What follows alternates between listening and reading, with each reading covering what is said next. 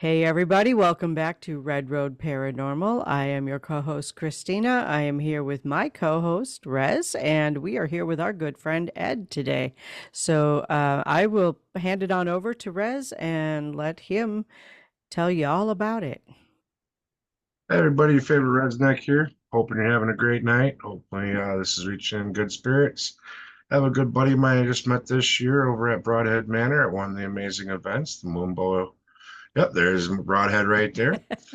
A great guy, paranormal investigator, uh, ma- uh, big guy in the Boy Scouts there. He's a leader in that. Very awesome thing, Mr. Ed Levine. Hi guys, how are you Hi. doing? Good, how are you? Good, good. Thanks for Not too being bad. here. Yes. My pleasure. Yeah, pretty excited. This is my first invite to go on a podcast. So, We got his cherry. Yeah. yeah, if you ask me a question, I do one of these. Don't be surprised because it's not the screen frozen. It's me going, what do I say next? That's Watch for the awesome. deer in the headlights, guys. It could be Right. classical. So, but yeah, I'm excited. Interestingly enough, I actually have a degree in radio and television broadcasting. Way back in my early 20s, I actually was on the radio for 2.5 years because I have a face for radio.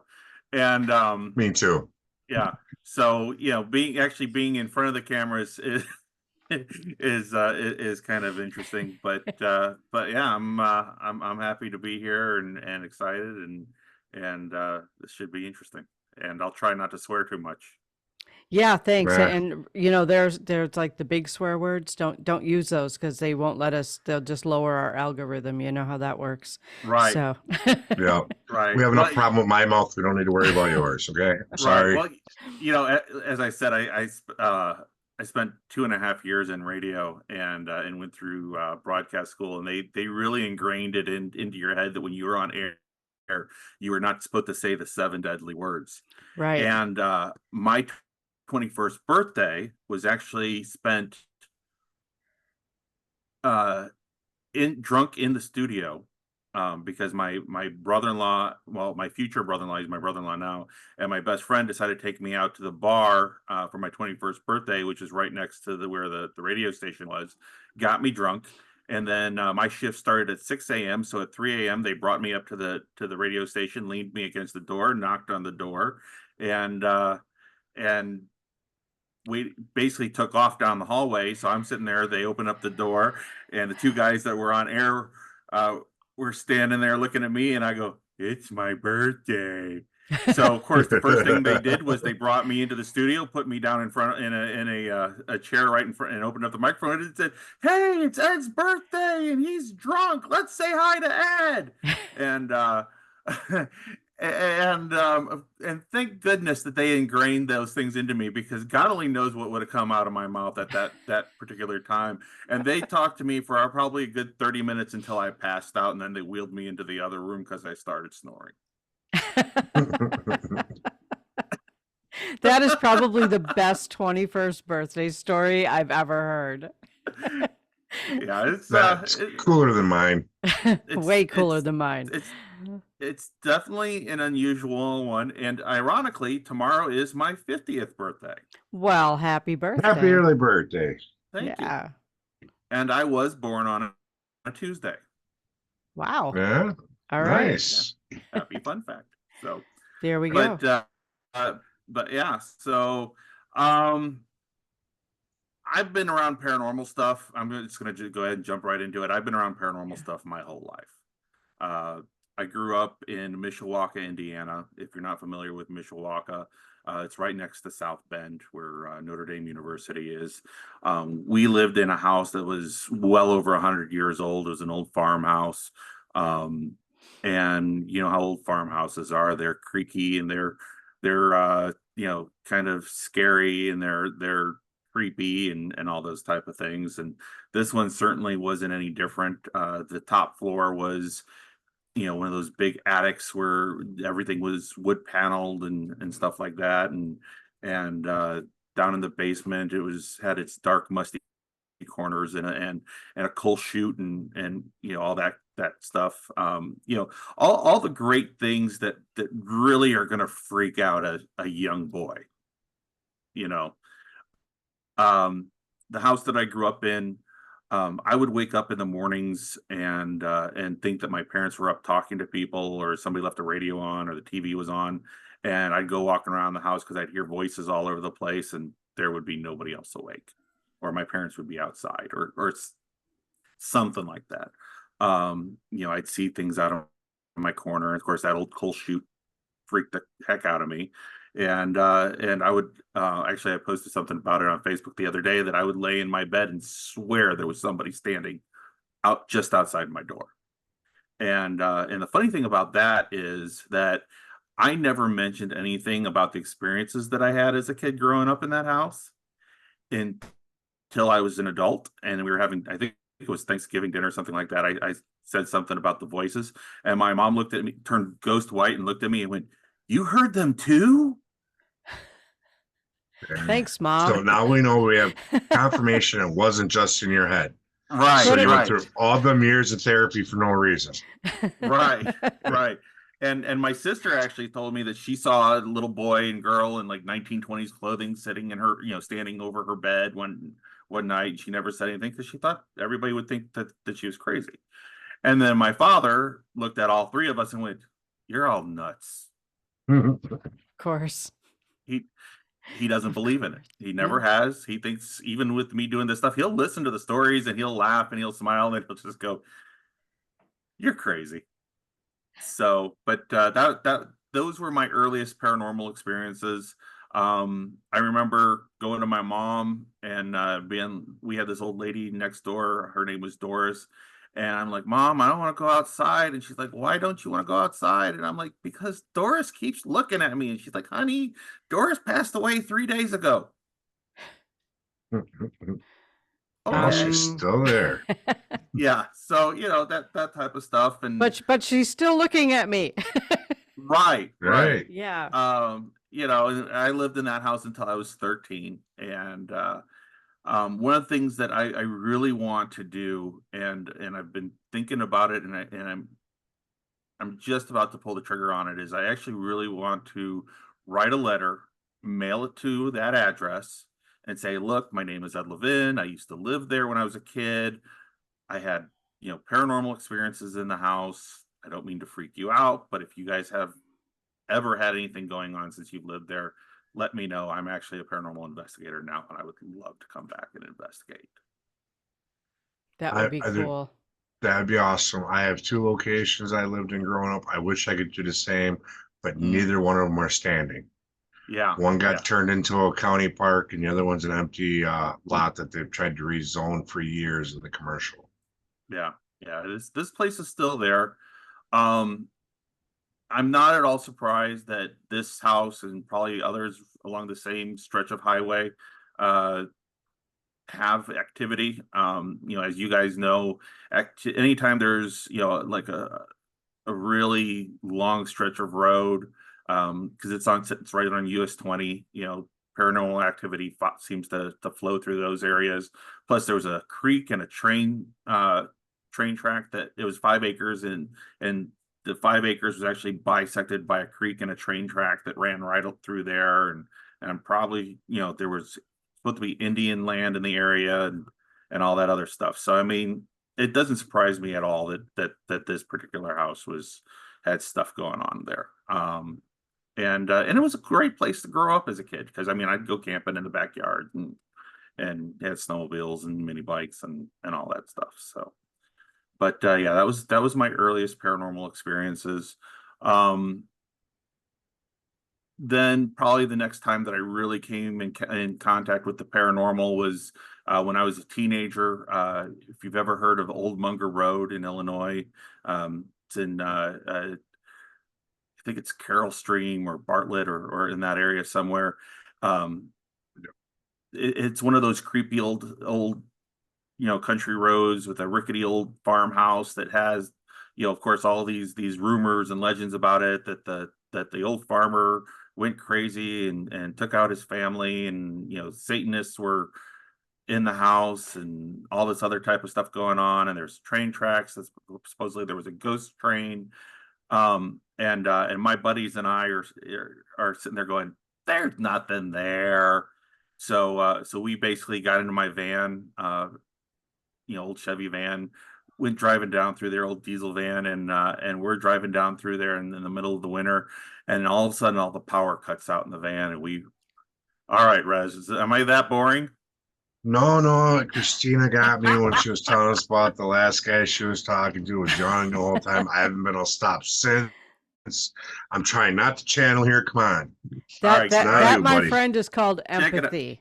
Shake it out, shake it out. But I had caffeine today. I've had 3 bottles of Sundrop. I should be wired right now. yeah. But yeah, so anyway, the all the power cut out on the van. It rolled to a stop at those creepy old abandoned uh train tracks, and we're sitting there freaking out, is trying to figure out what's going on, and I'm cranking it, nothing's working, and we're like, what do we do now? What do we do now? All of a sudden the van starts shaking, like somebody standing around the outside of the van, pushing on it, and we're like, what the heck is going on? It kind of starts, or maybe it was shaking like a train was going by or something, and then all of a sudden the van powers up, and I had an old Midland CB radio in the van, and the radio comes on, and you hear come out of the radio, and then I hit the key, and the thing fired right up, and we got the hell out of there.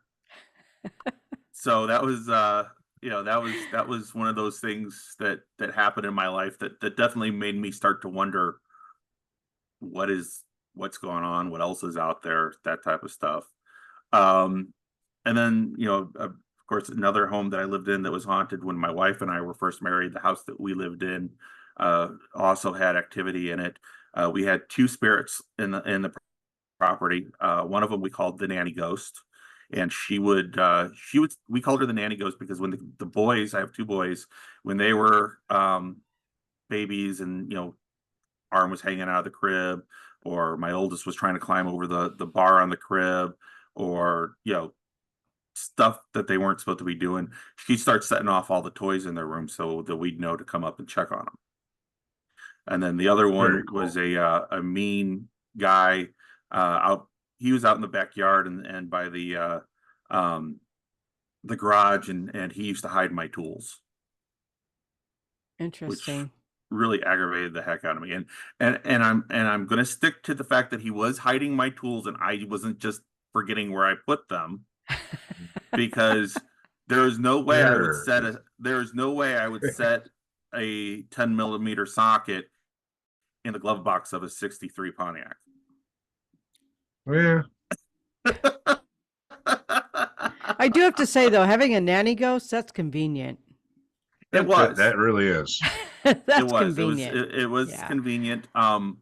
Although 2 funny stories about her. My wife and I had gone on a trip out of the country and had a friend that was watching the house for us, and the kids had this little Fisher Price barbecue that would go off and make noises and be like, put another hot dog on the grill and gets the ketchup, and all these little phrases and whatnot. And she was trying to watch TV one night, and the thing started going off. And we lived fairly close to the Hanover Park train station at the time. She's like, well, maybe it's just a train going by and it's the vibrations making this thing going off. So after it went off about 3 times, she decided to get up and go turn the thing off. She hit the switch, sat back down, went off again. She's like, okay. So then she went and found a screwdriver so she could unscrew the battery door and open up the batteries on it. And lo and behold, there was no batteries in it. Yeah, I saw where that was going. Yeah, so Yeah. so that ended up out in the garage. So there was that, and then the one time my wife and I were watching 13 Ghosts. Awesome movie. One of my favorites. It is a good movie. They're coming out with a new series, by the way. Really? Yeah, hopefully they don't screw it up too bad. But Right. we're watching 13 Ghosts, and stuff started going off in the house, and we decided to turn the movie off halfway through and finish watching it the next day in the daylight, because when you're watching a movie like that, having weird stuff going on in your house at the same time is not good. Does make it more interesting. It It does. It does. It does. Yeah. does. So, See, but I grew up in haunted houses, and my mom loved watching horror films, so we had to. yeah, I remember watching Phantasm in a house, an old farmhouse that we had, that stuff literally would be moved around and shift, and lights would turn on their own. yeah. So kind of screws I with you when you're a kid. yeah, Yeah. I never really got into horror movies. Um and I think part of the reason is because I remember as a child, a young child, my sister making me watch Vincent Price House of Wax. Oh yeah, that's oh Classic. yeah. That Yeah, and one and The Fall of the House of Usher. That's the one that got me. And I read the Oh, book. You yeah, know? and my that sister's one I three haven't years seen. my Yeah, sister's you 3 years should. older than me, and you know how older siblings can be. Oh yeah. So, but yeah, I mean, I love suspense movies, and of course, I love action movies, but I can never really just sit down and watch a horror movie. For whatever reason, we went and saw the Winchester House in the theater at the movie theater, and my wife was laughing at me because every time a jump scare would happen or whatever, I just about jump out of my seat. Um, and of course, she looks at me like, "You walk through haunted buildings. Why are you jumping like that?" I'm like, because You know what, Ed? I'm with you. I am yeah, with you on that. It's like it's almost like everybody else in the paranormal is really into these horror movies, and I'm like, why? First of all, yeah, most of the ones in the last 20 years are just gory. Like mm, I'm not into Yeah. gory. Just not yeah, into it. You know, if you're going to keep it completely paranormal, cool. Totally into that. The mm-hmm, Langoliers loved it. mm-hmm, But, there's just this gory part of it that now goes along with horror that I don't like. yeah, There's no Yeah. imagination left. They show you every drop of blood, and I just don't want to watch that because that's just right, senseless violence. and But, take me back to Vincent Price, take me back to mm, Bela Lugosi. mm, I'm there. mm-hmm, Cheney, and, what was his name? Played the Wolf Hmm. Man. oh, Lanch Cheney, yeah, something like that. Something like that. Yeah. yeah, I mean, those love them. But these new gory, icky, why? I don't get it. That's not even horror. That's just gross. yeah, and of course, one of the few horror movies that I don't know if you'd really call it horror so much as suspense, but it's a Stephen King, Christine. Yeah. Um, love Love that it. movie, and of course I'm a car Book's guy, so of better. course you know. But and I supposedly that one they're coming out with a new one version of that one too. I don't know, how do you mess with a classic like that? That's I don't I know. remember being a little guy watching that, with Yeah. my sister. And I grew up in a car household. We had old Chrysler products laying around, and to have them style cars around and to watch that movie, knowing how much we were involved with the paranormal and everything, it kind of Mm-hmm. gave me a weird feeling, Mm-hmm. Yeah. Yeah. Yeah. but it's still a classic. To this day, I Yeah. love watching that movie. I Yeah. remember It's most of my it. life growing up with a carburetor taken apart on the kitchen table, or engine parts taken apart on the kitchen table. And then Yeah. watching a No, movie like that, like, wow, yeah. Yeah. if we did that, Mom would whoop our asses. Yeah, Sorry, it was my I had dad to that stay out was in the doing garage. it. My dad was the Yeah. one doing it, so Yeah. Even if Dad would have brought it in, Mom would have threw a fit. yeah, You Yeah. have a my garage, you go out there and do it in your garage. You don't bring it into my living room. You don't bring it into my dining room kitchen. table. Yeah. Right. Right. And of course, my dad was a Snap-on tool dealer for 32 years and a mechanic and all that stuff. So I grew up around. Oh, that's lovely. You can see the laundry basket behind me when I do that. I was hoping you So weren't going to notice that. yeah. So well, and just as a disclosure, folks, because I said this all before we started recording, my daughter's art space is behind me, and it is in a laundry basket, and it is a mess. So that's why we've got the broadhead background up right now, because nobody should have to witness that space. As we're It talking it about horror movies. Right. Right. And of course, my daughter, being the product of two people who are into the type of stuff that we're into, she's got ravens and skulls and all that type of stuff all over the Cool. place. So And of course, it's Very spooky cool. season, so now there's more of it. right. Well, Right. and that's the funny thing is our whole house is decorated in ravens and skulls and witches and things like that. And people come over to the house and they're like, "Oh, you didn't take down your Halloween decorations." And we're like, "No, Oh, we did. what? Right. There's there no, we took down all the Halloween decorations. These are just decorations." This is just the Yeah. way our house is done. This is it. Right. And of course, down in the basement, I think we have just about as many Halloween bins as we do Christmas bins at this point. So Yes. I used to decorate every year for Halloween, so it is one of my favorite holidays. But last few years, I just haven't had it in me. yeah. Yeah. Well, I've kind of become what we call the mayor of Halloween Town around here because, I being a mobile DJ, of course, I have the sound system. So when we do the trick or treating in our neighborhood, they do trick or treating the Sunday before Halloween, unless Halloween happens to fall on a Saturday or Sunday, because they want to have all the kids out during the daytime. Well, so I set up the sound system in the driveway, and like 4 to 6 big giant speakers and blast music all over the neighborhood. Halloween music and all that type of stuff. And what'll happen is you won't see a soul on the street. And as soon as I start playing the music, everybody starts coming out of their house. Cool. And Time one to of the, party. right. And one of the coolest things that happened was when the pandemic was going on, I had a bunch of parents tell me that their kids were sitting in their house, like looking out the window, going, "There's not going to be any trick or treating. There's not going to be any trick or treating." And they like, this one lady told me that her son refused to put his costume on. "I'm not going to put my costume on. Nobody else is going to be out because of the pandemic." And of course, me, because I didn't want to have any of the diseased little guys get anywhere near me, I basically encased my DJ system in plastic drop cloths in my pop-up canopy, and made it look like an alien autopsy room, and had my DJ equipment in there, That's awesome. and so That is.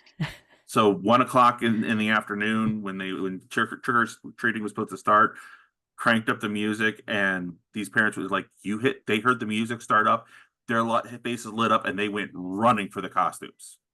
I love it. Nice. So yeah, so I'm sort of the neighborhood mayor of Halloween Town around here.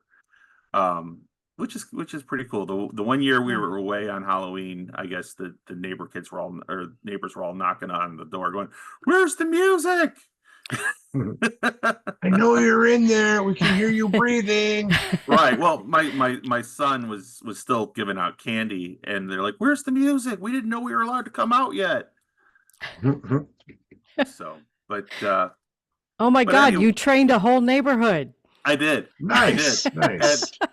And they know that at 2 o'clock, around 2 o'clock, I will either play Thriller or the Cha Cha Slide, and they will all come dancing down the street. I love it. You've got to record that this year, buddy. Record it, film it, post it. Actually, I'm not going to be here this year for Halloween, for trick or treating. Well, you better get the memo out right now then, because you're gonna have a bunch of neighbors crying around that they can't go trick or treating. So 2 of my kids have become my DJ assistants, and they know how to set up the sound system, and they are going to crank up the music. Okay. Well, somebody's handling it. And the reason why I won't be here this year is because I'm actually going to be participating with Larry Eisler, Diet, and Neil Gibbons down in at the Roth House. Oh, okay. Big seance event that they're doing. My teammate Mike and I are going to actually be running the investigation in the basement of the museum in the doll room. And then as soon as that part of the event is over, then we're going to go join up with everybody else at the Roth House. Very Nice. awesome. Which I guess brings me to my paranormal investigating. Yes, it does. Yeah. part of Yes, it things. does. So That's so funny. Yeah, I'm sorry. Jack, I talked to Jack Chavez yesterday, and yeah. he came to the event that I was at in Naperville yesterday. And he mentioned that you were going to be there, and I'm like, I don't remember seeing Ed advertised as being there. Yeah, Right. they I actually just Yeah, sent our information over to Neil. He's going to start advertising that we're going to be there. Um cool. it was kind of an afterthought, I guess, because originally Neil had asked me to fill in with him for his graveyard tours, Okay. and then he decided that having us come out and help with the Roth House would probably work out better. So, which I'm all excited for. Especially because nobody else has investigated the basement of the museum yet. And that's one of those things Nice. that I live for. I love going to the places that have not been investigated yet. Yes. Seems like Um, Halloween weekend we're both gonna be in Virgin territory. oh yeah, That's awesome. yeah. So I'll be in Minnesota. okay, Minnesota, hey. Yeah, Minnesota, eh? But The home of them Vikings, Vikings. My yeah, apologies to Minnesota. Just saying. right. Go Bears. There you go. There you go. But yeah, I started getting involved in the paranormal. I don't even know how many years ago it was.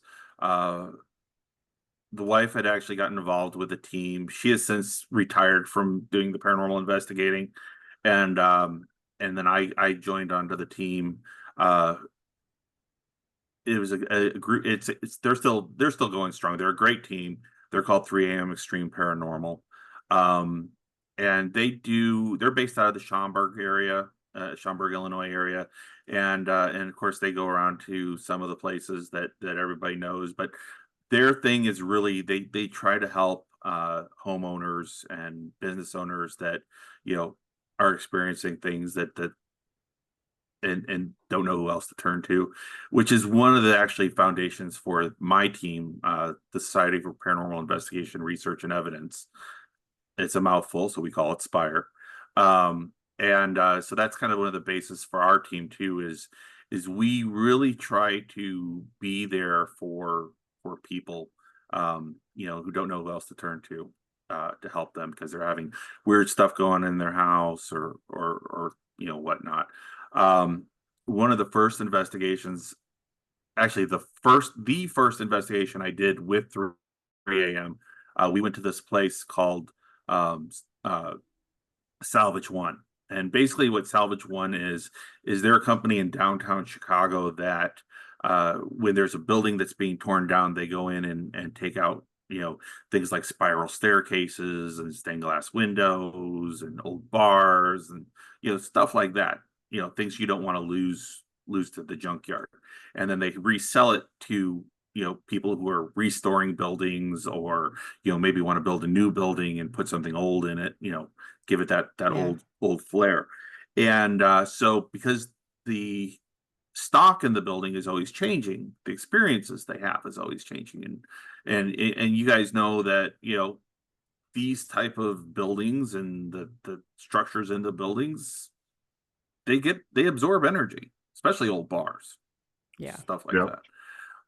So that was one of the first places I investigated.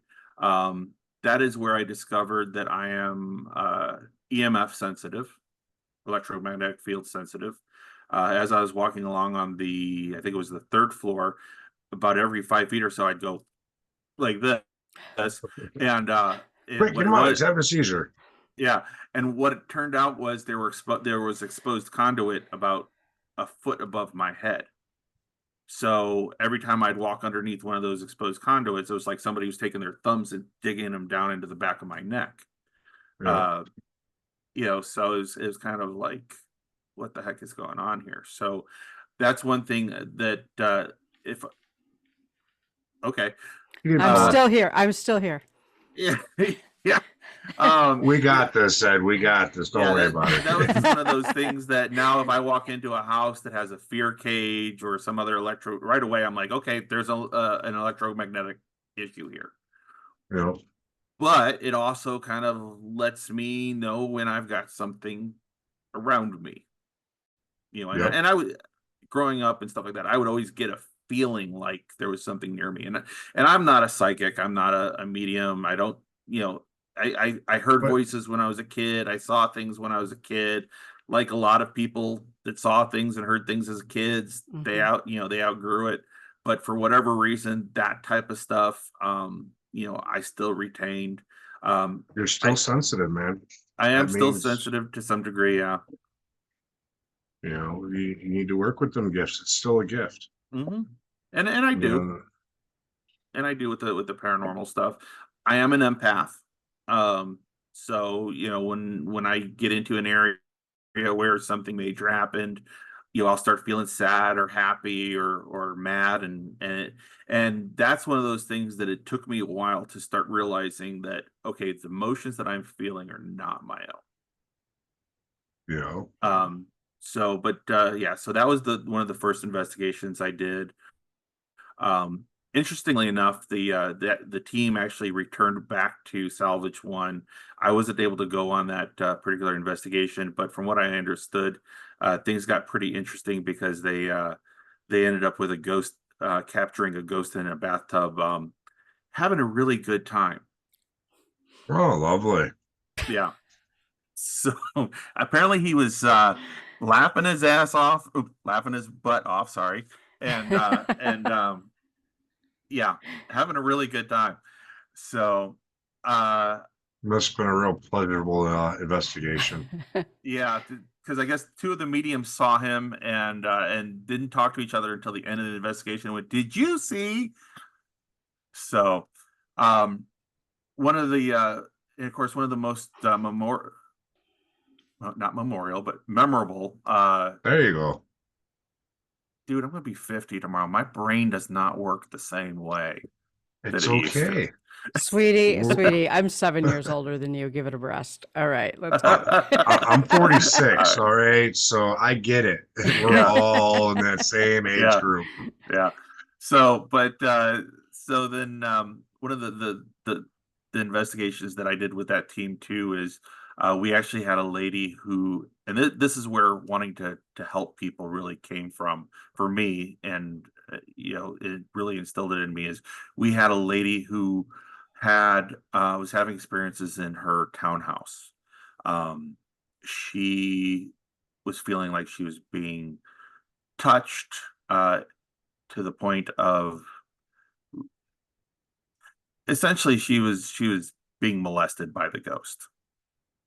And what it turned out to be was she was dating a guy who uh, was not a nice guy.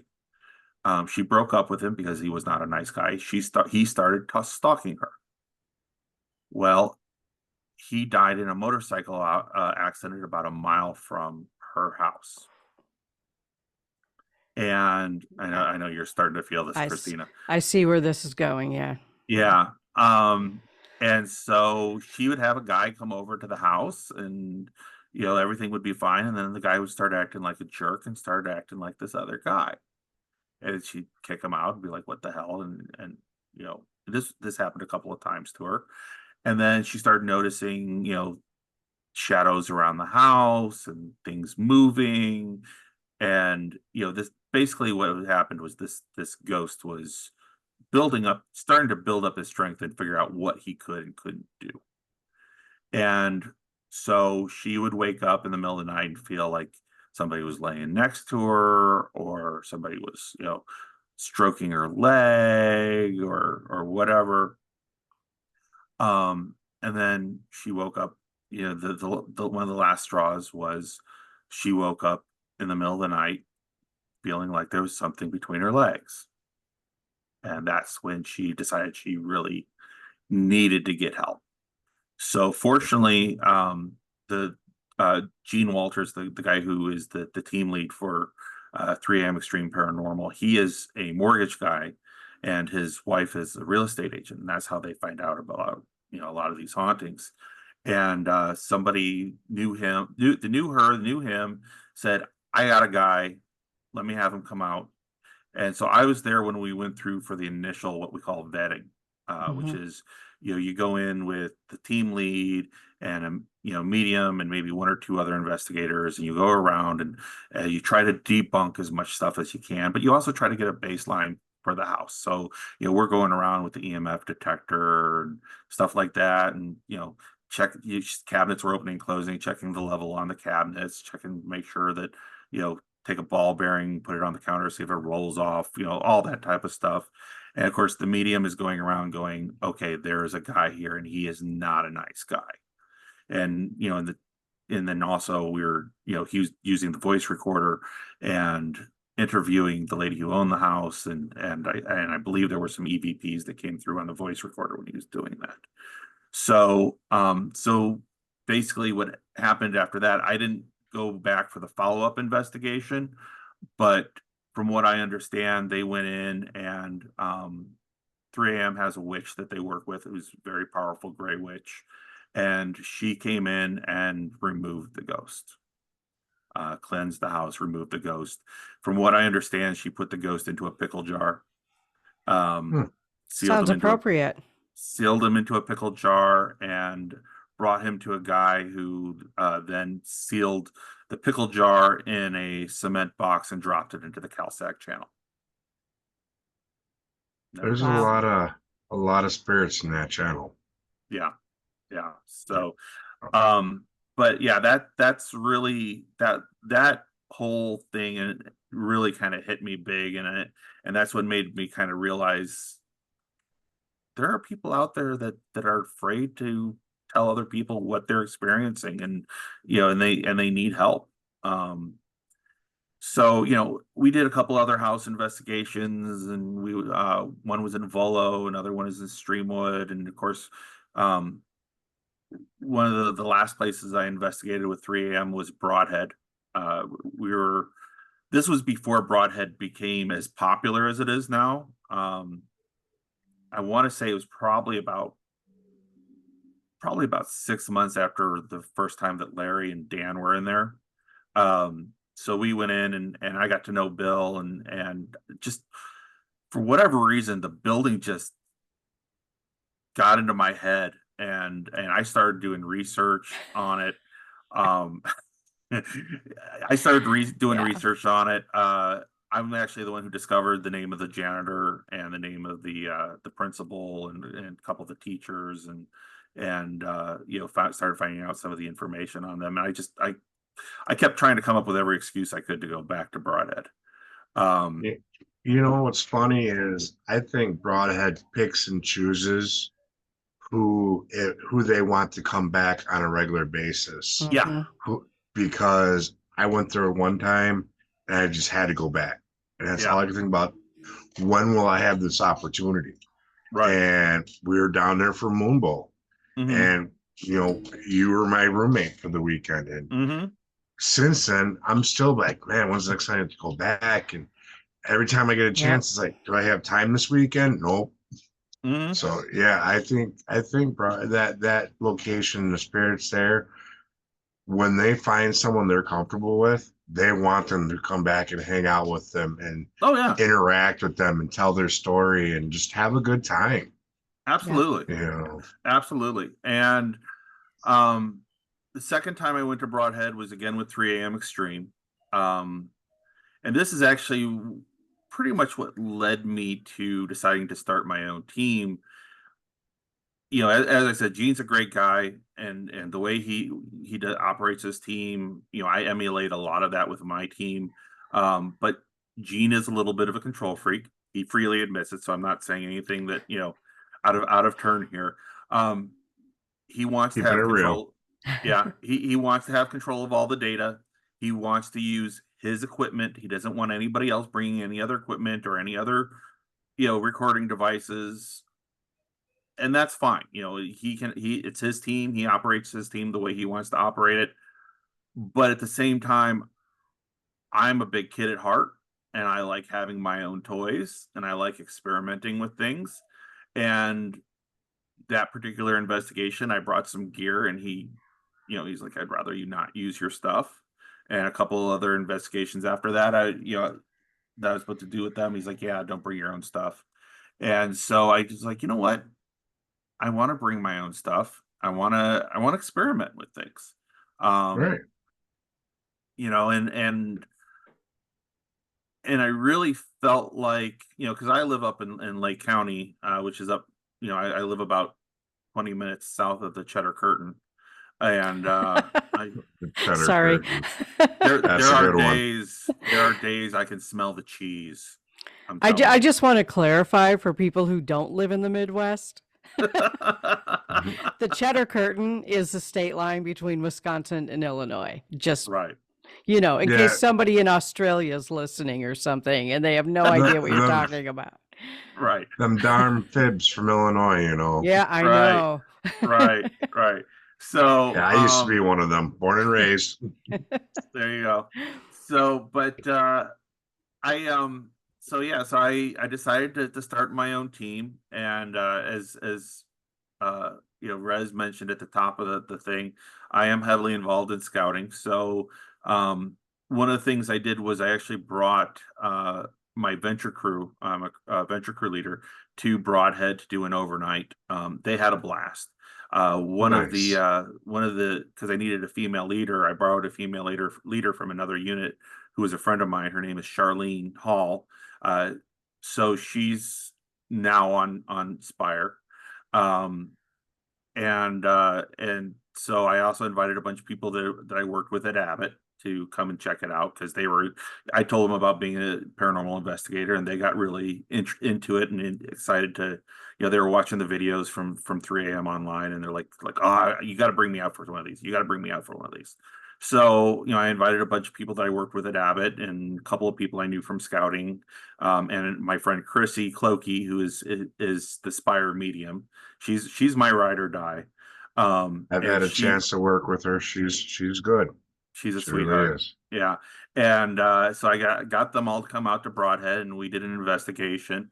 And basically I handpicked everybody that is on this team. And unfortunately only half of the people that came out for that investigation ended up on the team, because some people were like, yeah, I've got too much other stuff going on, or whatever. There are a couple of them that I keep bugging them, going, come on, come back, be one of us. You want to do it, I know you do. But but uh but basically, when we showed up at Broadhead to do that investigation, Bill goes, all right, what's your team name? Like, we don't have a team name. We're just a bunch of people. That he's like, no, you gotta have a team name. What's your team name?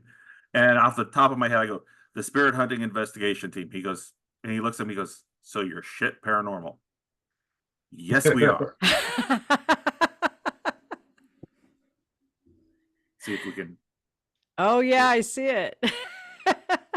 So, and of course, Charlene is a grade school teacher. Chrissy is a teacher, and they're like, we can't have that on a T-shirt and wear it to school. So we started shopping, name shopping a name, and came up with the Society for Paranormal Investigation, Research, and Evidence, SPIRE. And one of the things that we really want to do, or what I really want to do with Spire, is I want to make it sort of kind of like what TAPS is. I want to have, people who are individual investigators, or smaller teams or whatever, kind of become part of the bigger Spire umbrella, so that when they're looking for, when they want to go investigate and they don't really have anybody to investigate with, or they call up a place and say, well, you have to have a team of 8, or you have to have a team of, they can pop into our Discord server and be like, hey, I want to set up an investigation, who wants to come with me? And I really want it to be a group where we collaborate with other teams, and do things with other teams, and learn, and and stuff like that, because I love learning, I love talking to folks, I love seeing how other people do things, incorporating Mhm. into how I do things, and stuff like that. And I've got, like everybody else, I've got my favorite paranormal TV shows. that I watch, and I try to incorporate the things that I see on some of these shows into the way we do things. One of my favorite shows is Kindred Spirits. Another favorite show was the Ghosts of Devil's Perch and the Holzer Files. Of course, Taps. I can't watch Ghost Adventures anymore. It makes me crazy. And I'm not going to sit here and say anything bad about Zach and the crew. A lot of people do. I do make jokes about, dude bro investigating and stuff like that. But those guys, That's entertainment. Oh, sorry, had to sneeze there. no, yeah. I mean, but seriously, those guys have brought a lot of technology to the industry. They've brought a lot of, they've really kind of opened up a lot of people's eyes. And this is probably part of the reason why we get to go investigate some of the places we get to investigate, because of mainstream, shows like that. And I mean, and I remember watching Most Haunted way back in the day, which is, I think, one of the original first paranormal shows that were out there. But and I use Chrissy, our medium, a lot in the same way that Dave used Cindy, and if you ever watch the old PRS show, they would have Chip Coffee and Michelle, whatever her name is, I can't think of it off the top of my head. Thank you. And of course, Kindred uses Chip Coffee in the same way to kind of do a walkthrough and see what's there, and then we go through and get the gist from the homeowner or business owner or whatever, and then come back and together and be like, okay, what did you experience? This is what we found out, and see what matches up. And it's been really cool. Chrissy likes to refer to herself as my prized paranormal truffle pig. Okay. because we'll go into a place and she'll be like, there's this over in the corner. You go bring your stuff over here. Go talk to these guys over here. She particularly does that when we're at Broadhead doing the public investigations and stuff like that, because you've got an hour. Well, you remember from when we did Moonbow, you have about an hour and a half to investigate on a floor, and then we rotate people through. So you don't want to sit there going, okay, we're not experiencing anything. So right. Chrissy will be like, bring them over here. I'm getting something over here. And that way we start getting activity for those people that are just there for a short period of time, which comes in real handy. But then, like I said, with the team, she'll, one of the coolest, actually, I'm going to kind of stop myself there. One of the coolest things that Chrissy has ever done is we were in DeKalb, Illinois, at the Egyptian Theater, and she went and did her walkthrough, and we're getting the tour, and Alex, the manager at the theater, starts telling us about this lady in green that they have there. She's dressed in like an elegant evening gown. They think that she might be an old vaudeville performer. That she appears in in these various places, and everybody sees her. She's the lady in green. And so we come back into the lobby, and after she got done doing her walkthrough and we did the tour, and Chrissy's like, there, I see you. And there's this overhead balcony in the lobby area, and she's like, and I go, what do you see? And she goes, there's a woman up there. She's in an evening gown. She goes, but it's gold.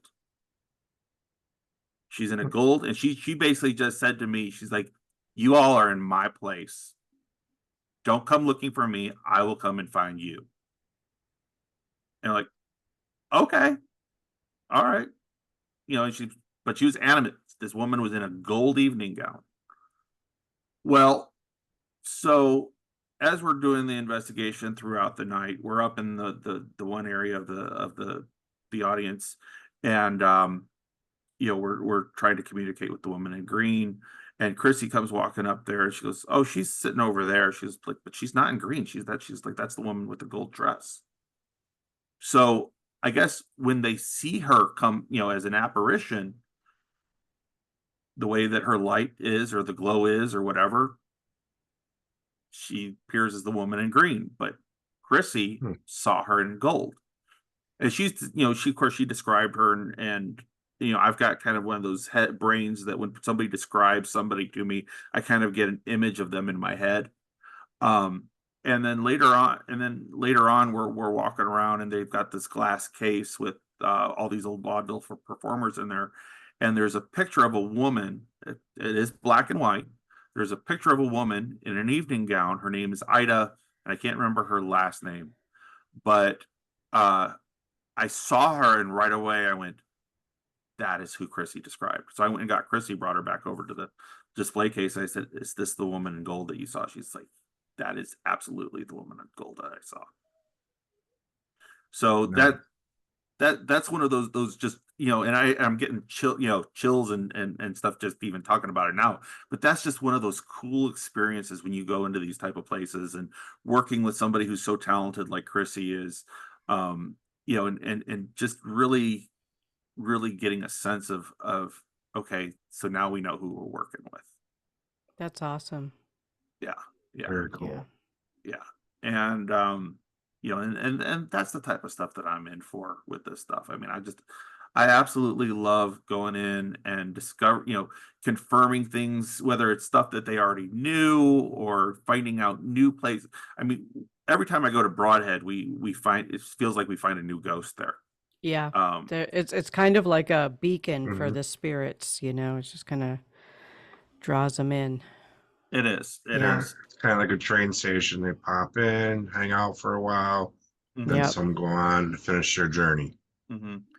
And our team, Spire, we haven't been to all a lot of the big well-known name places like a lot of the other teams have. And that is kind of on purpose. I One, that type of stuff gets pretty expensive, and we're all, we got families and Yeah. stuff like that, and that stuff gets expensive. But the other thing is that I really wanted us to kind of focus and concentrate on trying to get into places that have never been investigated before, and that's our bread and Yeah. butter.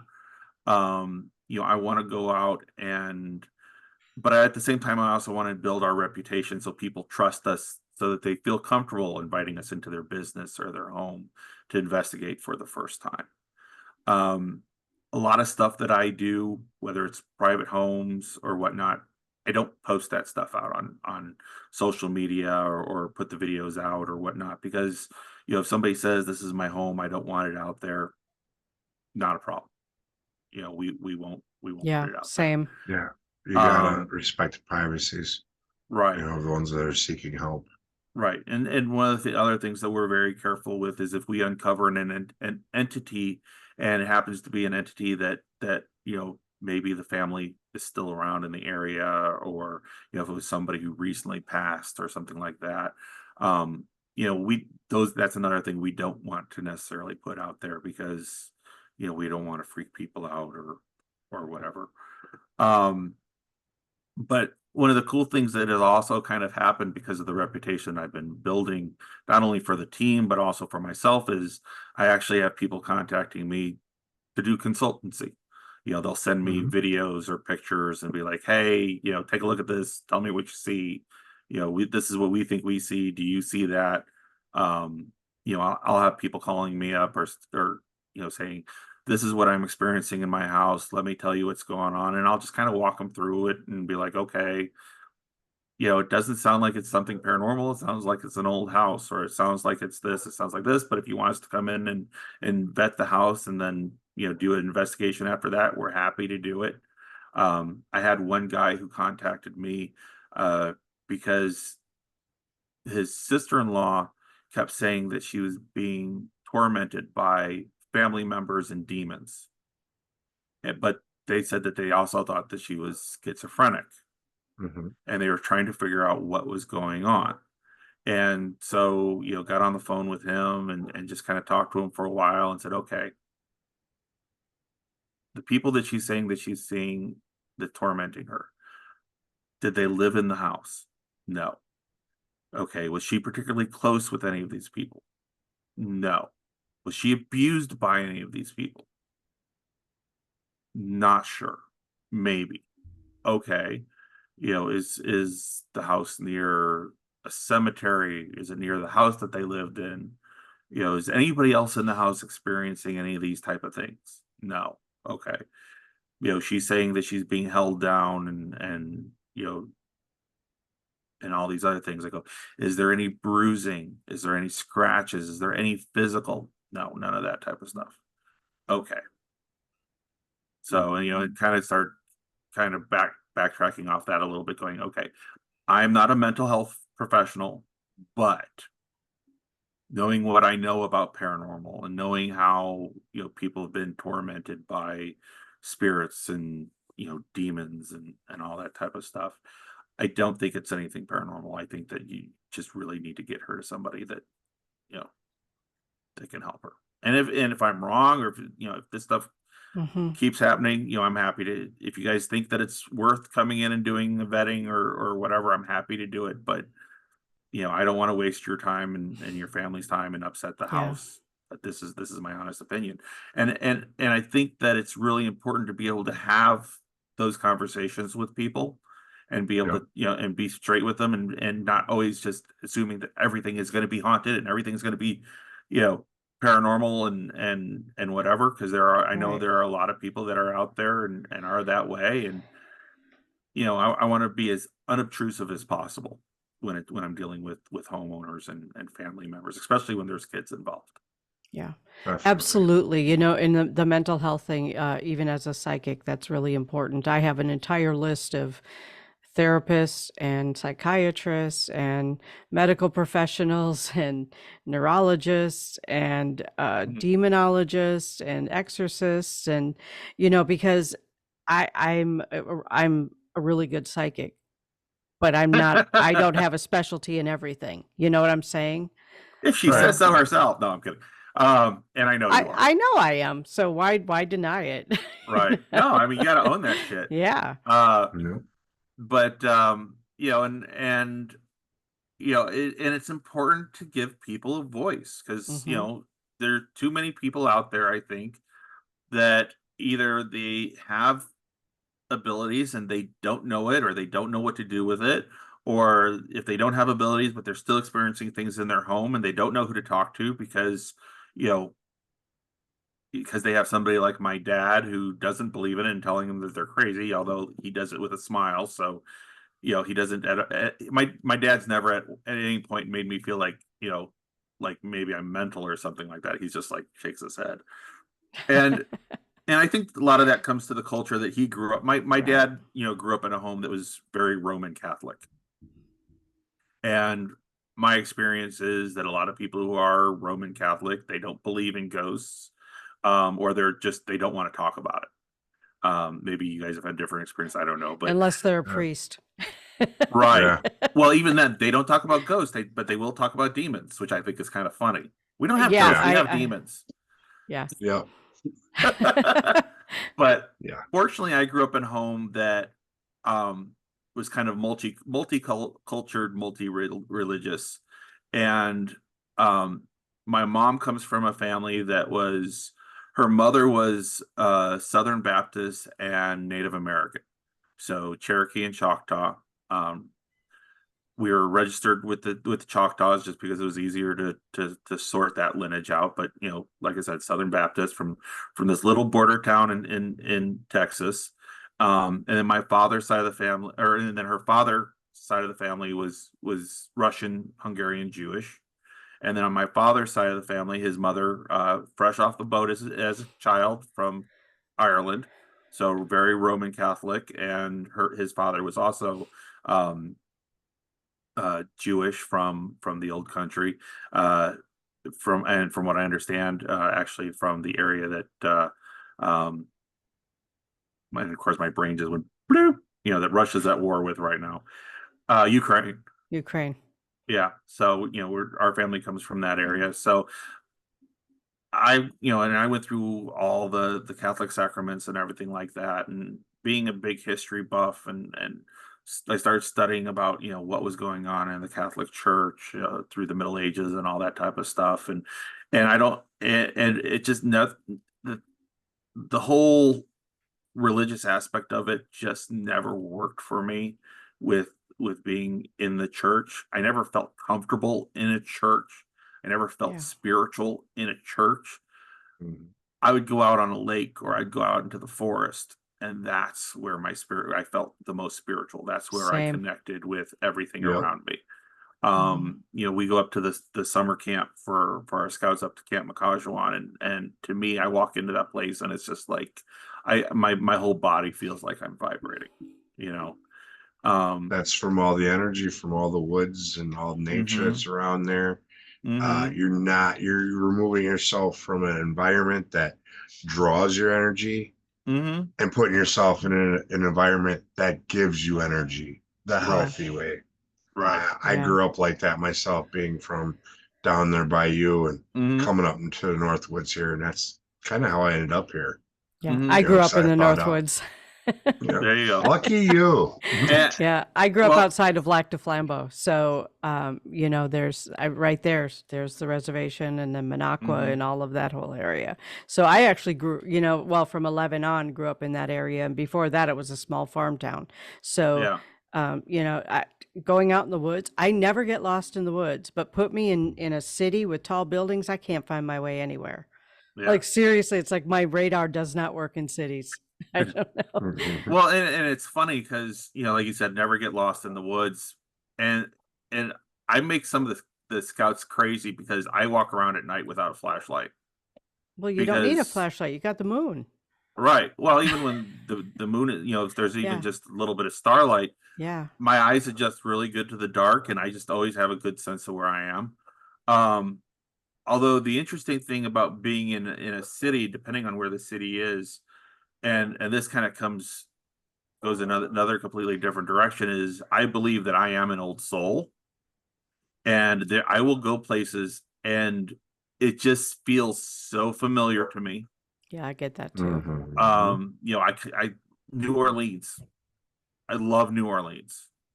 I go to New Orleans, I walk around, I feel like I know where I'm at. I feel like I belong there. You know, I feel at home. I go to Las Vegas. I feel at home. You know, Downtown Chicago. I feel at home. But then also go to, you know, a little town like Broadhead, and and that feels at home too, but in a different way. Not because I'd ever been there, but because of the kind of energy that community has because of what Yeah. is there. Um, or I'll go to somewhere else that I've never been to before, and I would just be like, okay. Or you walk into a place and walk into a building or whatever, and you'll get like this flash where you see it like what it looked like 100 years ago, and whatever, and Yeah. Yeah. and I believe that along with that, I believe that we encounter the same souls over and over Oh, and over again. definitely. I believe there's a group of us throughout the lifetimes that we all kind of intertwine Mhm. and interchange pieces, almost like on a chessboard. Right. You And know, and I so and I think that's why you and I connected the way we did. oh yeah, we've kicked it down some other paths in the path, Right. and not known it. And it's like the first time we hung out, it was like, man, I've known this guy freaking my entire life. Yeah, we're brothers. Yep. So, and there are plenty of, and a lot of the guys and gals that I've invited onto the Spire team are sort of people that I've had those type of connections with. Um, Yeah. and I always tell everybody I'm not a psychic, I'm not a medium, I'm something else. And I don't know exactly, actually I do kind of know what that is. But you know, I come across people like yourselves, or witches, true witches, and I get near those people, and they vibrate at a different frequency, and I can feel that vibration. Hmm. Um, I always say witches smell, because I can smell a witch when I get in close proximity to one.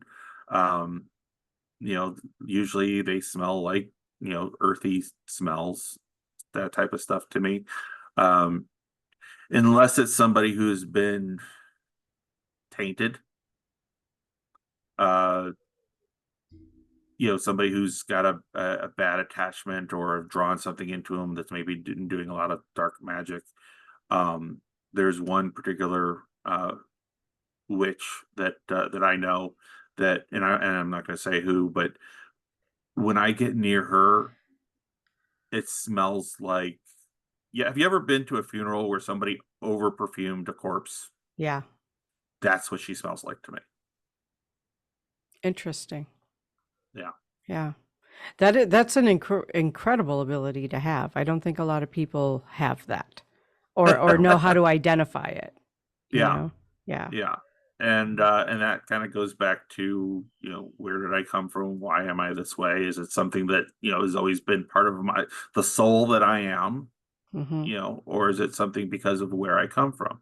I believe, um, I believe that people who have abilities, it does come genetically, and you know, like I said, my mom comes from a family that is Native American, and I believe that a lot of the abilities that I have or that I've had in the past and stuff like that, I believe that comes from her side of the family. I've got an aunt who's, tends to be somewhat sensitive.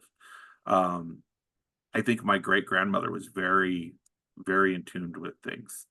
Um, one of the, I was talking about some of my earlier paranormal experiences. One of my earliest paranormal experiences as a child, we went on a family um, vacation to Texas. They were doing a family reunion, and we were out on the property where where my mom's family came from, and everybody was out fishing in a cow pond, an old cow pond, and I decided I wanted to go back to the house because I was hungry. Well, going back to the house, trying to follow this trail back to the house, I got lost. And and I see this old man standing under this tree. And I walk up, I'm like, I'm lost. I'm trying to get from the cow pond back to the house. Which way do I want to go? He's like, and he just kind of pointed down this path. He didn't really say anything. He just kind of pointed down this path. And I was like, okay, thank you. And I went and I found the house. And later on, I'm uh walking around the house, and there's a bunch of pictures on the wall, and I see a picture of the old man. And I go in and ask my grandma. I said, "Who is that man?" And she's like, "Oh, that was my father." And I'm like, "Is he here? I want to thank him for helping me get back to the house." She's like, "Honey, he died well before you were ever born." And like I said, I think that those type of connections is where a lot of this type of stuff comes from. Um, Mike Alsip, who's on my team, his family is uh, half white, half Japanese, and since he got into doing the paranormal stuff with us, he's starting to experience a lot of things that and realizing that he has abilities that he never realized that he had. And after he started experiencing a lot of this stuff, he went back and started talking to his mom about it. His father passed away not all that long ago, and his mom's like, "Oh yeah, our side of the family, we've always experienced stuff like that." He's like, "Why didn't anybody ever tell me?" Because I guess, growing up as a kid, he would see stuff and nobody ever said anything, so he never said anything back to anybody else. The interesting thing about Mike is he's got chronic headaches all the time. When he steps foot onto a haunted location, like especially when he goes into Broadhead, headaches completely go away. Wow. Hmm. Usually it's the other way around. Yeah. Yeah. I think know? I kind of feel that maybe he's been holding on to this stuff, or it's been part of him and he's never really exercised it to the point where it's kind of like there's a dam waiting to break loose. Yeah, he's not Yeah. releasing it and he's bottling it up. I could see Right. that like a pressure valve. Mm-hmm. Right. And then he gets going to these locations and he's tapping into his abilities and it's releasing the pressure on it. Right. Right.